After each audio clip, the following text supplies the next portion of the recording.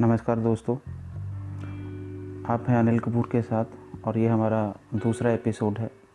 पहला एपिसोड नीम हकीम खतराए जान को आपने बहुत सारा प्यार दिया, उसके लिए आपका धन्यवाद।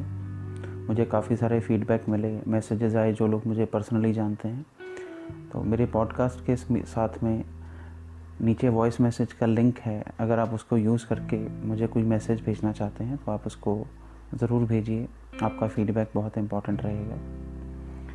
आज हम बात करेंगे एडमिशन होने के बाद चंद घंटे कैसे बीते, कैसे गुजरे, उसकी बात करेंगे। तो काफ़ी सारे लोग सोच रहे होंगे कि मैं चंद घंटों की बात क्यों कर रहा हूँ। तो हॉस्पिटल में हर एक मिनट बिताया या हर एक घंटा बिताया दिन के बराबर ही लगता है। तो जब मुझे फाइनली एडमिट किया गया तो सीधा इमरजेंसी में लेके गए। वहाँ पे और काफ़ी सारे पेशेंट्स भी थे। अब कुछ कोविड के पेशेंट्स भी हो सकते हैं, वो आप उसका कुछ कर नहीं सकते कि कोई कोरोना का पेशेंट है या नहीं है, क्योंकि वो डायग्नोस के बाद ही पता चलता है। तो आपको काफ़ी सारे पेशेंट्स के साथ इकट्ठा आईसीयू में या इमरजेंसी में रखा जाता है। तो मुझे भी इमरजेंसी में लेके गए। तो वहाँ पर एक 5-7 डॉक्टर्स इकट्ठे होके आ जाते हैं पूछने के लिए कि क्या हुआ है, क्यों आए हैं, क्या तकलीफ़ है। तो मुझे भी पूछना स्टार्ट किया। तो मैंने बताया कि मेरा सिर बहुत ज़्यादा दर्द है, मेरे से चला नहीं जा रहा, मैं उठ के बैठ नहीं पा रहा हूँ। और सुबह जो हुआ था वॉशरूम वाला इंसिडेंट वो बताया। और फिर डॉक्टर्स ने मुझे कहा कि आपको पहले भी ये कभी प्रॉब्लम हुई है। तो उसका सीधा सा जवाब था कि नहीं, ये पहली बार ही ऐसा हुआ है। तो उन्होंने अपने ट्रीटमेंट स्टार्ट कर दिया इमीडिएट। अगर आप कभी भी आपके कोई रिलेटिव या आप खुद एडमिट हुए हो तो आपको पता होगा कि इमीडिएट तो बहुत सारी सुइयां लगने का सिस्टम शुरू हो जाता है। बहुत सारे इंजेक्शन स्टार्ट कर देते हैं, आपका ब्लड प्रेशर चेक करते हैं, आपकी पल्स चेक करते हैं। तो मेरी पल्स बहुत ज़्यादा लो थी जिस दिन मैं एडमिट हुआ हूँ। मेरा रंग थोड़ा पीला पड़ चुका था, ब्लड प्रेशर बहुत लो था, और लेकिन कॉन्शियस था मैं। मुझे सब याद है कि उस दिन क्या क्या चल रहा था, तो वही मैं आपसे शेयर करने जा रहा हूँ। तो सबसे पहले मुझे बताया उन्होंने कि बहुत सारी आपके टेस्ट करने पड़ेंगे, तो उसके लिए हमें ब्लड सैंपल्स चाहिए। और पहली सुई, दूसरी सुई, तीसरी सुई, चौथी, पांचवी, छठी, बहुत जगह उन्होंने प्रिक किया, कहीं से भी ब्लड का सैंपल वो लेने में कामयाब नहीं हुए। तो फिर अपने सीनियर्स को बुलाया डॉक्टर्स ने, उन्होंने जो वहाँ पे इमरजेंसी स्टाफ था, तो 7वें या 8वें अटेम्प्ट में वो कुछ ब्लड निकालने में मेरी बॉडी से कामयाब हुए। उन्होंने फटाफट से उसको लेबॉर्ट्री में भेजा। इधर ड्रिप स्टार्ट कर दी मेरी राइट हैंड साइड बाजू पे भी, एल्बो के पास उन्होंने प्रिक किया और ड्रिप स्टार्ट कर दी। लेफ़्ट हैंड साइड बाजू पे भी उन्होंने ड्रिप लगा दी और इमीडिएटली ट्रीटमेंट स्टार्ट किया। और काफ़ी सारे कंसल्टेंट्स को बुलाया गया, जो सीनियर डॉक्टर्स होते हैं उनको कॉल किया गया कि डायग्नोस किया जाए कि क्या प्रॉब्लम है, किस वजह से डार्क स्टूल आ रहा है। एक चीज़ जो जूनियर डॉक्टर जो इमरजेंसी में थे उन्होंने कंफर्म किया कि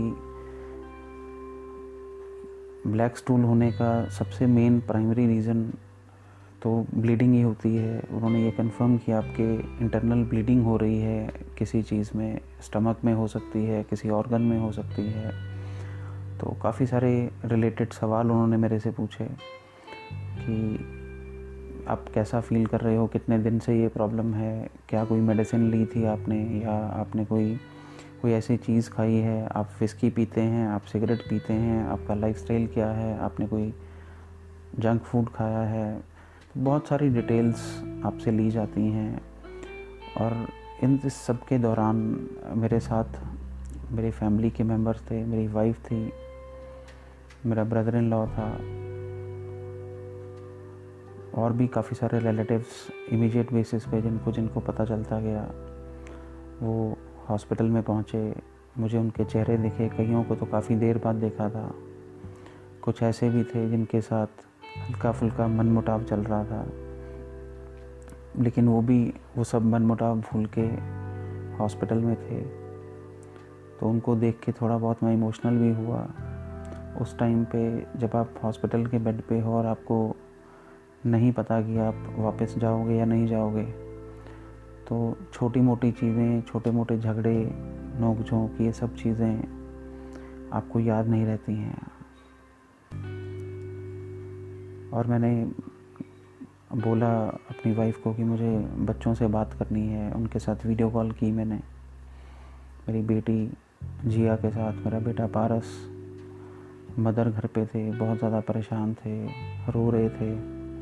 तो उनके साथ बात करी, उनको मैंने हौसला दिया।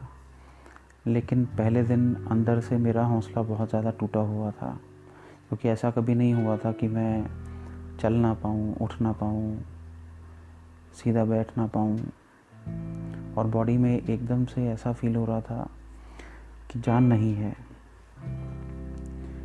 तो फिर एक डॉक्टर मेरे पास आए, उन्होंने बोला कि आपके स्टमक में कुछ चेक करना है हमें, तो उसके लिए कोलोनोस्कोपी करनी है। तो मैंने, अब कोई चॉइस नहीं है, आपको जो इन्वेस्टिगेशंस डॉक्टर ने करनी है वो तो वो करेंगे। तो मैंने उनको यस बोला। तो फिर मुझे पूछा गया कि आपने सुबह से कुछ खाया है? तो मैंने बोला नहीं, मैं उस हालत में ही नहीं था कि मैं कुछ खा पाऊँ। तो सुबह से खाली पेट ही था मैं। तो तकरीबन 11 बजे के आसपास ये सवाल जवाब मेरे से हो रहे थे। तो उसके बाद उन्होंने बोला कि आपके नाक में एक पाइप डाली जाएगी, जिससे कि आपके स्टमक की कुछ चीज़ें जो उसमें हैं, या अगर ब्लड है कुछ, तो वो क्लियर करना है, क्योंकि कोलोनोस्कोपी से पहले आपका स्टमक हमें साफ़ चाहिए। तो दोस्तों, वो जो नाक में आपके पाइप डाला जाता है, उसके लिए आपको बेहोश नहीं करते हैं। वो एक पाइप लेके आएंगे और आपके नाक में धीरे धीरे डालना शुरू करेंगे, और आपको बोलेंगे कि आप जैसे पानी का घूंट भरते हैं, आप जैसे पानी पीते हैं या कुछ चीज़ ड्रिंक करते हैं, वैसा आप घूंट घूंट भरिए। और हर घूंट के साथ वो पाइप आपके नाक के थ्रू आपके स्टमक में, आपके गले में जाता है। और आप जब घूंट अंदर भरते हो तो आप फील कर सकते हो कि आपके गले के अंदर कुछ है। एक छोटा सा मच्छर या ऐसा कोई भी चीज़ फंस जाए तो हमें कितना ऑकवर्ड लगता है। हम कई बार वॉमिट कर देते हैं, कई बार और चीज़ें करते हैं कि मेरा गला क्लियर होना चाहिए। और इमेजिन कीजिए कि आपके नाक के थ्रू आपके स्टमक में एक पाइप डाला गया है। तो वो फीलिंग बहुत ही ज़्यादा अजीबोगरीब थी, लेकिन क्योंकि ज़रूरी थी तो मना नहीं किया जा सकता था।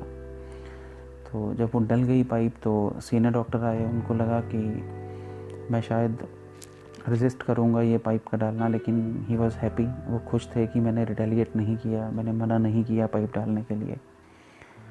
तो वो पाइप डाल के फिर उन्होंने कोई लिक्विड सा मेरे एक तरफ से डालना स्टार्ट किया, और दूसरी तरफ से एक बैग में आपके स्टमक में से जो भी गंदगी है वो बाहर आनी स्टार्ट होती है। तो धीरे धीरे वो इन्फ्यूज़ करते गए लिक्विड को मेरे स्टमक में, और दूसरी तरफ से निकालते गए। अब उनकी टर्मिनोलॉजीज़ क्या थी वो मुझे एग्जैक्टली याद नहीं है, लेकिन जब भी वो निकालते तो यही बोलते थे कि नेगेटिव प्रेशर क्रिएट करो। तो नेगेटिव प्रेशर क्रिएट करके मेरे स्टमक में से जो भी चीज़ें थी वो बाहर आ जाती थी। तो तकरीबन 1 घंटे के करीब ये चला। उन्होंने मेरे पेट को क्लियर किया, फिर मुझे लेके गए स्ट्रेचर के ऊपर ही इमरजेंसी से ऊपर 5th फ्लोर पे कोलोनोस्कोपी के लिए। तो अब जब आपकी जो फैमिली है वो नीचे रह गई है, आपकी वाइफ आपके साथ नहीं जा सकती, आपके और फैमिली मेम्बर्स, रिलेटिव्स वो नीचे हैं, और आप अकेले स्ट्रेचर पे जा रहे हैं, तो आपके मन में बहुत तरह के ख्याल आते हैं। कुछ अच्छे आते हैं, कुछ बुरे आते हैं। तो मेरे भी मन में यही सब चल रहा था। एक बहुत कश्मोकश चल रही थी, डर चल रहा था कि पता नहीं क्या होगा, क्या निकलेगा। तो लेकिन जब मैं ऊपर पहुंचा, डॉक्टर से बात की, तो क्लोनोस्कोपी मैंने उनसे पूछा कि आप इसको कैसे करते हैं। तो क्लोनोस्कोपी दोस्तों, अगर आपको नहीं पता, तो क्लोनोस्कोपी के लिए आपके मुंह के अंदर से ही एक पाइप के थ्रू कैमरा डालते हैं आपके स्टमक और बाकी अंदर जो ऑर्गन्स हैं उनको चेक करने के लिए। तो लेकिन इस टेक्निक की या इस इन्वेस्टिगेशन की अच्छी बात यह है कि ये बेहोश करके करी जाती है, इसमें आपको नहीं पता चलता। तो जैसे ही मुझे उन्होंने उस मिनी ऑपरेशन थिएटर टाइप जगह पे लेके गए, तो डॉक्टर ने मुझे बोला कि आप लेफ़्ट हैंड साइड पे साइड लेके लेट जाइए,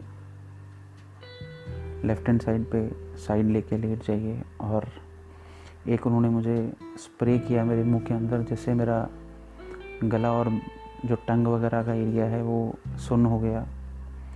और फिर उन्होंने कुछ एनेस्थीसिया या कोई और ऐसा इंजेक्शन लगाया, जिससे मैं, उसके बाद का मुझे नहीं पता। मुझे सिर्फ इतना पता कि मेरे दांतों के बीच में एक गोल सा कोई इंस्ट्रूमेंट था, जिसको मुझे बोला गया कि इसको दबा दो अपने दांतों के अंदर, और उसके बाद आंखें खुली रखने के लिए बोला गया। तो उसके बाद वो क्लोनोस्कोपी में क्या हुआ, कैसे की, वो मुझे नहीं पता, क्योंकि मैं होश में नहीं था। तो तकरीबन 40-45 मिनट के बाद मुझे जब होश आया, तो मैं वहीं उसी ऑपरेशन थिएटर में ही था। लेकिन मेरे सामने डॉक्टर थे, मेरी वाइफ थी, मेरे और 1-2 रिलेटिव्स थे। तो डॉक्टर ने बताया कि आपके स्टमक में एक अल्सर है 1 सेंटीमीटर का, लेकिन वो अभी ब्लीड नहीं कर रहा, और 1 सेंटीमीटर उसकी लंबाई है, और उसकी वजह से आपका काफ़ी ब्लड लॉस हो गया। तब तक जो इमरजेंसी में ब्लड लिया था उन्होंने, इतने सारे प्रिक्स करने के बाद, इतनी सारी सुइयां लगाने के बाद, उसके भी रिजल्ट्स आ गए थे। तो मेरी बॉडी में जो ब्लड था, हीमोग्लोबिन खून था, वो सिर्फ 6 ग्राम रह गया था। तो डॉक्टर ने बोला कि इमीडिएट बेसिस पे ब्लड ट्रांसफ्यूशन करना पड़ेगा, तो ब्लड चढ़ाना पड़ेगा, क्योंकि 6 का लेवल में कुछ भी हो सकता है आपकी बॉडी में। आपका हार्ट रुक सकता है, आपके ऑर्गन्स ख़राब हो सकते हैं, आपको हार्ट अटैक आ सकता है, या ब्रेन तक हो सकता है कि ब्लड ना पहुँचे। तो इसी वजह से शायद जो इतने सारी सुइयां लगानी पड़ी कि ब्लड नहीं आ रहा था, ब्लड प्रेशर भी बहुत ज़्यादा लो था, पल्स भी बहुत ज़्यादा लो थी, और हार्ट बीट जो थी वो बहुत ज़्यादा बढ़ी हुई थी, क्योंकि हार्ट को एक्स्ट्रा काम करना पड़ रहा था। तो नॉर्मल रेंज से तकरीबन 30-40 प्लस चल रहा था। तो बहुत सारा ऐसी सिचुएशन थी कि डे 1 या पहले जो चंद घंटे थे वो बहुत ज़्यादा डेंजर वाले थे, या उसमें ख़तरा बना हुआ था, किसी भी तरफ चीज़ घूम सकती थी। हो सकता था कि मैं ठीक ठाक होकर घर वापस चला जाऊं, हो सकता है कि मैं वापस ना जा पाऊं। तो इस सब चीज़ों के बीच में जो पेशेंट है या जो मैं था, तो उसके मन में जो चल रहा होता है वो उसको समझ नहीं आ रहा होता कि अब क्या करूं, यहीं रहूं, कहीं और चला जाऊं। जो रिलेटिव्स हैं उनको भी काफ़ी सारे लोग इधर उधर से सलाहें देने लग जाते हैं कि इस चीज़ का, अल्सर का, या पेट में ब्लीडिंग अगर होती है तो उसके एक्सपर्ट्स कहीं और बैठे हैं, इस हॉस्पिटल में डॉक्टर्स नहीं हैं अच्छे, या दूसरे हॉस्पिटल में अच्छे डॉक्टर्स हैं, वहाँ पे आप जाइए, वहाँ पे कंसल्टेशन करिए, या इनको लुधियाना से कहीं और ले जाएं, दिल्ली में अच्छे हॉस्पिटल्स हैं, चंडीगढ़ में अच्छे हॉस्पिटल्स हैं। तो काफ़ी सारी सलाहें आने लग जाती हैं। तो जो नेचुरल भी है, और अब उसको मानना ना मानना वो फैमिली के ऊपर होता है या पेशेंट की कंडीशन के ऊपर होता है। तो मेरे साथ भी वही हुआ। बहुत सारे लोगों ने सलाह देनी शुरू करी फैमिली को, तो मेरे पास भी बातें आने लगी कि आपको कहीं और ले चलते हैं, यहाँ इस हॉस्पिटल में अब एक्सपर्ट नहीं है, यहाँ इस हॉस्पिटल में डॉक्टर्स अच्छे नहीं हैं, इनके पास वो इक्विपमेंट नहीं है, या कुछ ऐसी चीज़ें। तो लेकिन मैंने अपनी कंडीशन को देखते हुए ये सब चीज़ों से मना कर दिया कि नहीं, मैं कहीं भी नहीं जाऊँगा, मुझे इस हॉस्पिटल में ही ट्रीटमेंट करवाना है। क्योंकि मेरी कंडीशन नहीं थी कि मुझे पता था कि अगर मैं कहीं भी और जाता हूँ, जितना ब्लड प्रेशर मेरा है, जितना ब्लड मेरा है, जितनी मेरी बुरी हालत है, मैं कहीं शायद पहुंच ही ना पाऊँ। तो मैंने इस चीज़ के लिए मना कर दिया और कोलोनोस्कोपी के बाद मुझे वापस इमरजेंसी में शिफ्ट किया गया। तो वापस आके जो नॉर्मल सब ट्रीटमेंट चल रहे थे, जो चीज़ें लग रही थी, तो एक चीज़ और जो स्टार्ट करी इमीडिएटली जब मैं वापस आया कोलोनोस्कोपी से, कोई मेडिसिन होती है जो ब्लड प्रेशर इंक्रीज़ करने के लिए होती है, वो इंजेक्ट की जाती है एक डिवाइस के साथ, तो वो स्टार्ट कर दिया गया और ड्रिप तो चली रही थी। तो ये सब कुछ तकरीबन मेरे हॉस्पिटल पहुंचने के 2 घंटे के बीच में हो रहा था। तो बहुत सारी ऐसी चीज़ें हैं जो बाहर जो लोग बैठे होते हैं उनको नहीं पता होती, या पेशेंट के साथ जो हो रहा होता है वो पेशेंट को ही पता होता है। तो मेरा इस पॉडकास्ट का, इस सेकंड एपिसोड का मकसद यही था कि मैं आपको अंदर की बात बता पाऊँ कि जब ये सब चीज़ें हो रही होती हैं तो पेशेंट के साथ जो अटेंडेंट है वो तो बाहर बैठा है, उसको नहीं पता कि उसके अंदर पेशेंट के मन की स्थिति क्या चल रही है, उसके साथ डॉक्टर्स क्या कर रहे हैं, उसको क्या पूछ रहे हैं, क्या बता रहे हैं। तो ये मेरे साथ पहले 2 घंटे में जो हुआ वो मैंने आपके साथ शेयर किया। अगर आपको मेरी स्टोरी और ये पॉडकास्ट अच्छा लग रहा है तो आप अपने फ्रेंड्स एंड फैमिली के साथ शेयर कीजिए। मेरी ये जो कहानी है ये लगातार चलती रहेगी। कोशिश करूँगा कि रोज़ एक एपिसोड मैं आपके साथ शेयर करूँ जिसमें मैं आपसे बातें कर सकूँ। तो कल उम्मीद है कि फिर से मिलेंगे, फिर से बातचीत करेंगे और मैं अपनी 9 दिन की जो कहानी है, जो स्टोरी है वो आपके साथ शेयर करूँगा। तो आज के लिए थैंक यू वेरी मच अपना कीमती समय देने के लिए।